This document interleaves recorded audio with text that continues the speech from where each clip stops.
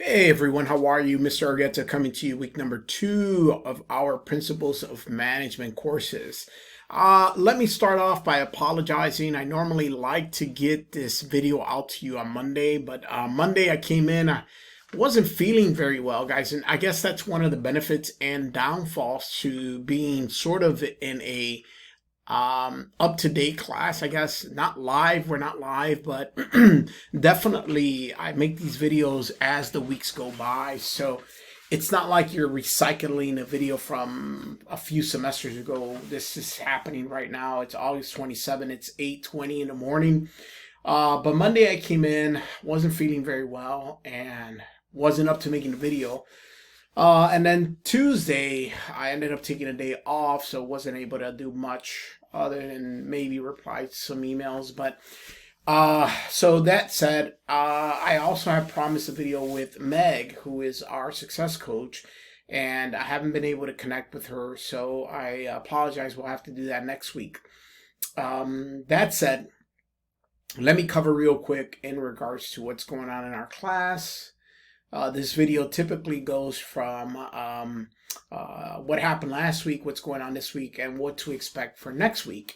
So last week you guys did pretty good. It takes me about a week delay in responding to your discussions and grading them, so bear with me on that. I read through every discussion for several reasons. One of them making sure that we're all on the same page.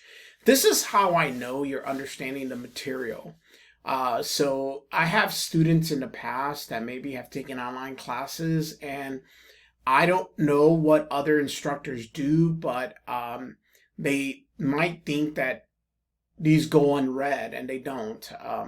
I could determine the usage of prompting AI and not your own work through these discussions, and as I mentioned before, I don't accept that because I don't think that's fair for everyone, so I zero that out. But what I'm looking for is your honest and genuine evaluation and self-analysis. So this week, we talk about a very interesting concept called ethics. And ethics, there's different perspectives on how we view things. And this isn't necessarily about what's right or wrong. This is more about why you make the decisions that you make. And we're going to talk about several ethical perspectives.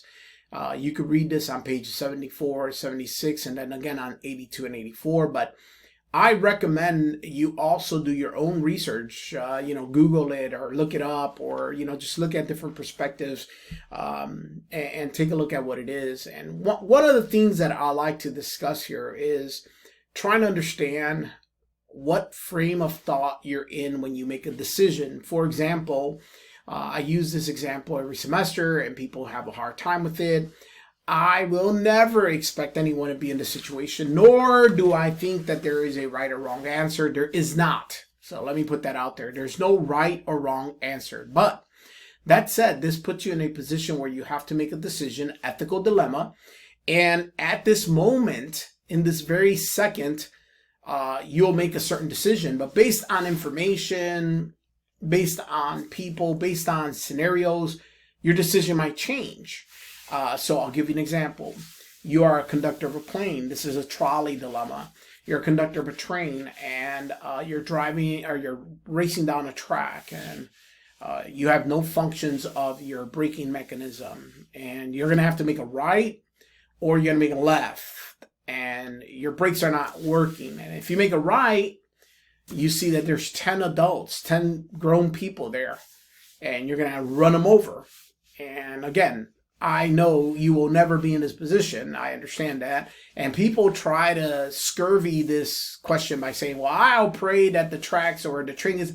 It's not the purpose of that decision. Of course, I wouldn't want you to be in this scenario, but it's forcing you to think, what would I do and why? Or you're going to go left. And in the left-hand side, there's a child. You know nothing else about this information. You don't know why they're there. You don't know who they are. You don't know anything else. You're forced to make a decision. And in that case, I know some of you feel very uncomfortable now, but in that situation, what decision would you make and why? And the reason why we ask these questions are not to be evil or mean, is to try to understand your pattern of what you would use to make that choice. A person that thinks more of a utilitarian perspective, they look at it from a system of the greater good, the greater number, the most benefited by this result. That's the decision I'll make. Of course, there's other decisions that will be made depending on information and situation. Egoism is one of them. What benefits me? How does it benefit me? What would be the better option here?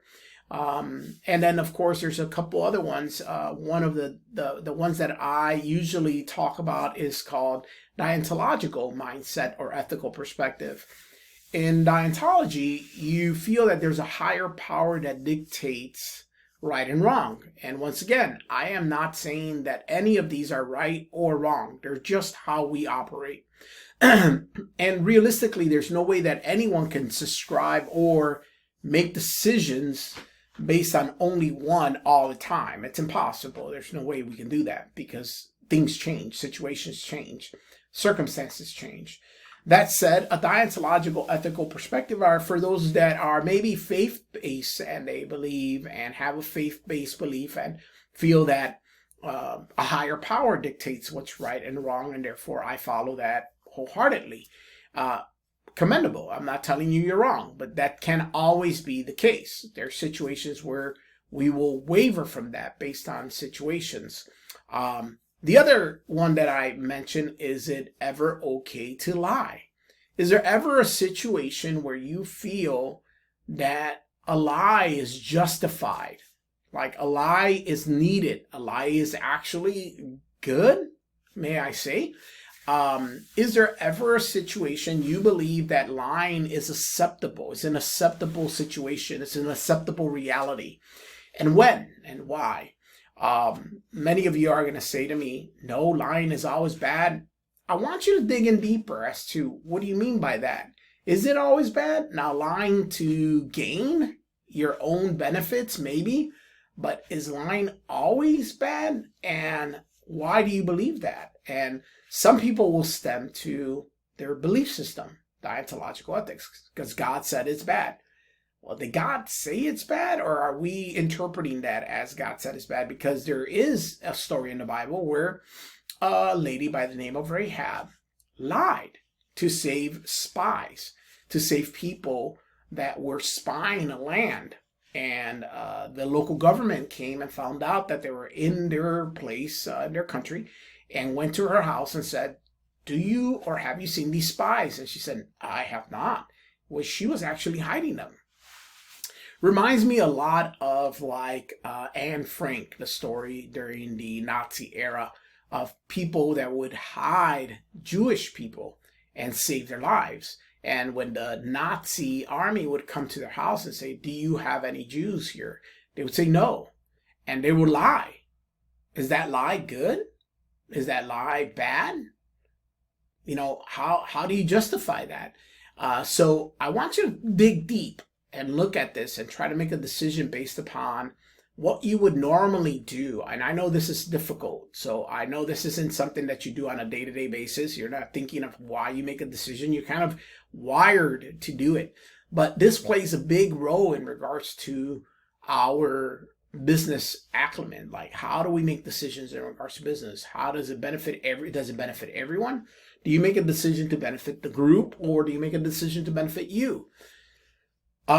So that said, I hope that you take these opportunities in our discussions to self-analyze and explore, and don't just count it as busy work. Because to me, as I've mentioned several times, this is actually the more important part of the class, because I get to see if you understand the material. I get to hear your voice. And I don't have a problem with you utilizing AI to correct your grammar or to clarify your thoughts. But to prompt it, I can tell when it's prompt because they're very replicatable, and you could tell the verbiage is not normal. It's artificial. So let's avoid that conversation. Let's try to do things that are right. Let's earn our grade, and let's move from there. So I again apologize for the delay in my video. I hope you find the information worth exploring, and I will get back with you in regards to introducing you to Meg. Apologize for not being able to do that the way we intended it. I am still struggling with something. I'm fighting something, so forgive my lower energy this week. I drank some coffee this morning, but my doctor, excuse me, I apologize. My doctor recommend I slow down because it's dehydrating me, which is causing other issues.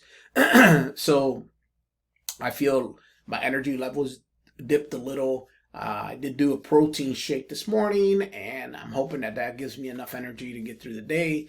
But I have a follow up on Friday, so I'm gonna go to my doctor on Friday, make sure everything's going the way it should be and progressing properly. But keep me in your thoughts and in your prayers. I'm okay. I'm stable. There's nothing very severe going on. It's just trying to get past this hurdle. So once again, I appreciate your time. Thank you for your efforts. Thank you for participating.